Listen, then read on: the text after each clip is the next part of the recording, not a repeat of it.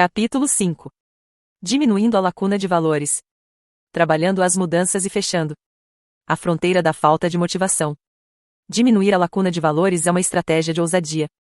Devemos prestar atenção no espaço que separa o lugar onde estamos do lugar onde queremos estar. E mais importante, precisamos praticar as virtudes que consideramos importantes em nossa visão de mundo. Diminuir a lacuna exige tanto acolher nossa vulnerabilidade quanto perseverar no enfrentamento da vergonha. Seremos cobrados a dar respostas como líderes, pais e educadores, de maneiras novas e incômodas. Não precisamos ser perfeitos, mas temos que estar atentos e comprometidos para alinhar nossos valores com nossas atitudes. Estratégia versus cultura. No mundo das empresas há um debate em curso sobre a relação entre estratégia e cultura, e sobre a importância de cada uma. Enxergo estratégia como um plano de ação, ou a resposta detalhada à pergunta: o que queremos conquistar e como vamos chegar lá? Todos nós, famílias, grupos religiosos, equipes de projeto, professores, temos um plano de ação. E todos refletimos sobre as metas que queremos alcançar e os passos que precisamos dar para sermos bem-sucedidos. A cultura, por outro lado, em vez de revelar o que queremos conquistar, diz muito sobre quem nós somos. Dentre as muitas definições complexas de cultura no contexto tratado aqui, aquela que mais coaduna com minha visão é a mais simples. Como pioneiros do desenvolvimento organizacional, Terence Deal e Alan Kennedy armaram: cultura é a maneira como fazemos as coisas por aqui. Gosto dessa definição porque me parece adequada para as discussões sobre todas as culturas, desde a grande cultura da escassez sobre a qual escrevi no capítulo 1, até uma cultura organizacional específica, passando por uma cultura que define a minha família.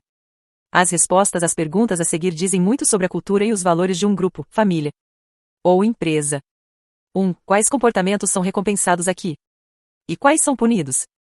2. Onde e como as pessoas estão gastando seus recursos, dinheiro, tempo, atenção?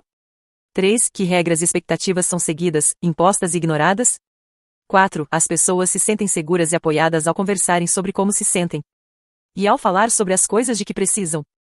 5. Quais são os tabus? Quem costuma defini-los? 6. Que histórias são lendas e que valores elas disseminam? 7. O que acontece quando alguém falha, decepciona ou comete um erro? 8. Como a vulnerabilidade, a incerteza, o risco e a exposição emocional é percebida? 9. Em que medida a vergonha e a culpa são predominantes e como elas aparecem? 10. Qual é a tolerância coletiva para a inovação?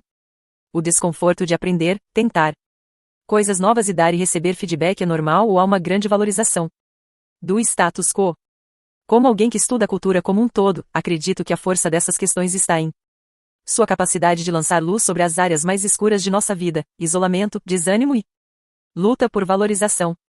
As questões não apenas nos ajudam a compreender a cultura, mas trazem à tona as discrepâncias entre o que falamos e o que fazemos ou entre as virtudes que defendemos e as que praticamos.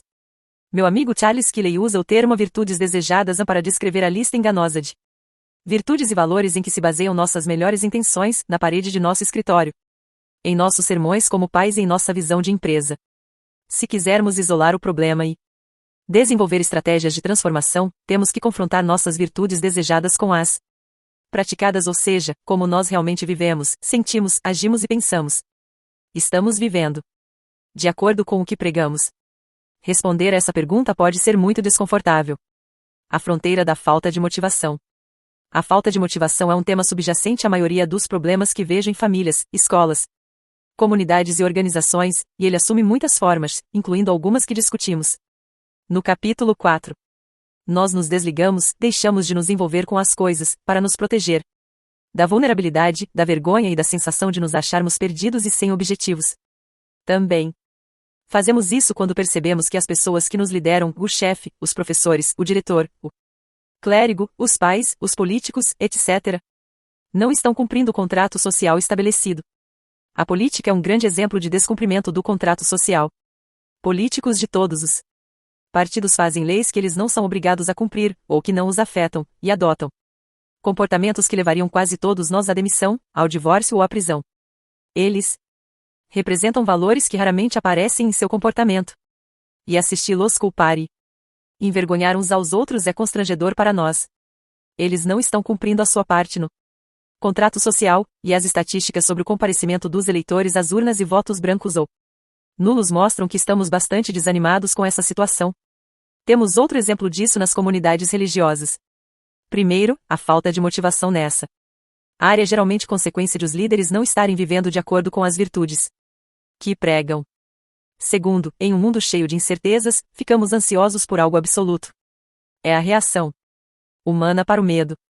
Quando os líderes religiosos utilizam nosso medo e a necessidade de mais certeza retirando a vulnerabilidade da espiritualidade e transformando a fé numa cartilha de regras e consequências, em vez de nos ensinarem a enfrentar o desconhecido e abraçar o mistério, todo conceito de fé perde o sentido. Fé menos vulnerabilidade é igual a política, ou ainda pior, a fanatismo. O verdadeiro comprometimento espiritual não é construído sobre a submissão, mas é produto do amor, da aceitação e da vulnerabilidade. Portanto, impõe-se a questão, se não criamos intencionalmente, nas famílias, nas escolas, nas comunidades e nas empresas, culturas que alimentam a falta de motivação e o isolamento, como isso acontece? Onde está a lacuna entre as duas coisas? A lacuna começa aqui, não podemos dar às pessoas o que não temos. Quem somos importa infinitamente mais do que o que sabemos ou queremos ser. A distância entre as virtudes praticadas, o que, de verdade, nós fazemos, pensamos e sentimos, e as desejadas, o que desejamos fazer, pensar e sentir, é a lacuna de valores, ou o que chamo de fronteira da falta de motivação. É onde se perdem empregos, clientes, alunos, mestres, congregações e até mesmo filhos. Podemos dar passos largos, saltar sobre as grandes lacunas de valores que enfrentamos em casa, no trabalho e na escola, mas, em algum ponto da jornada, quando essas fronteiras chegam a um grau intolerável, nós ficamos perdidos. Essa é a razão por que as sociedades desumanizadas produzem os mais altos níveis de desmotivação. Elas criam lacunas de valores com os quais seres humanos reais não conseguem lidar. Vamos dar uma olhada em alguns temas comuns que surgem no contexto das famílias. Em cada um dos casos há uma lacuna significativa entre as virtudes praticadas e as desejadas, formando-se essa perigosa fronteira da falta de motivação. Virtudes desejadas, honestidade e integridade. Virtudes praticadas, arrumar desculpas e a deixar rolar. A mãe está sempre dizendo aos seus filhos que honestidade e integridade são importantes e que colar na escola não é um comportamento tolerado. Um dia, quando eles entram no carro depois de uma compra demorada no supermercado, a mãe descobre que a moça do caixa não registrou as latas de refrigerante que estavam no fundo do carrinho. Em vez de voltar ao mercado, ela dá de ombros e diz: o erro não foi meu. Eles estão tendo lucro de qualquer maneira. 2. Virtudes desejadas, respeito e responsabilidade. Virtudes praticadas, é melhor fazer da maneira mais rápida e fácil. O pai está sempre falando em casa sobre a importância do respeito e da responsabilidade, mas quando Bob quebra de propósito o novo brinquedo de Sammy, está ocupado demais com seu Blackberry para se sentar com os dois irmãos e ensinar a eles como cuidar das coisas do outro. Em vez de mandar Bob pedir desculpas e fazer as pazes com o irmão, ele dá de ombros e pensa: garotos são assim mesmo, e manda os dois irem para o quarto. 3. Virtudes desejadas, gratidão e respeito. Virtudes praticadas, zombaria, desvalorização e desrespeito. A mãe e o pai se sentem desvalorizados e estão cansados das demonstrações de falta de respeito dos filhos. Mas o casal grita um com o outro e se trata com xingamentos. Ninguém na casa diz por favor ou obrigado, incluindo os pais.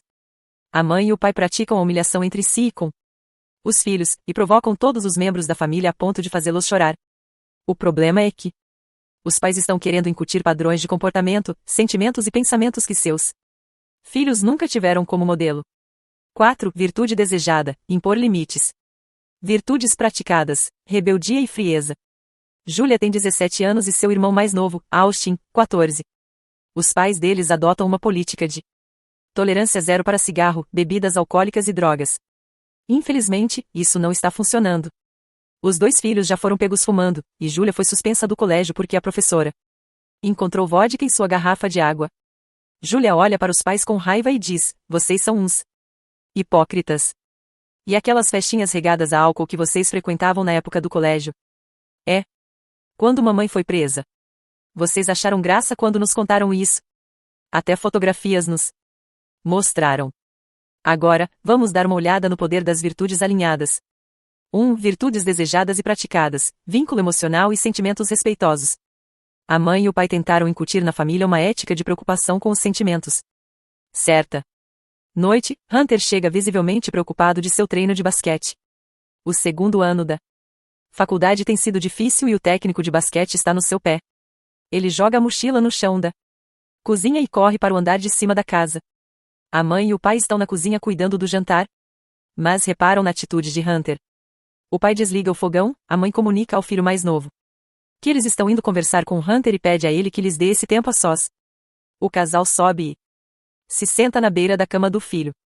Sua mãe e eu sabemos que as últimas semanas têm sido bem difíceis, diz o pai.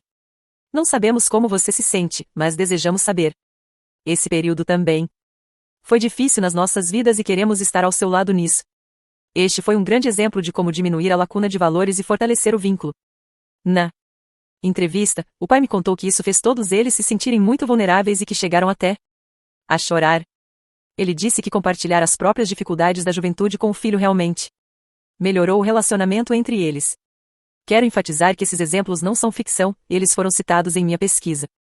Sei que não podemos ser modelos perfeitos o tempo todo, mas quando nossas virtudes praticadas estão frequentemente em conflito com as expectativas da cultura que nos cerca, o descomprometimento é inevitável.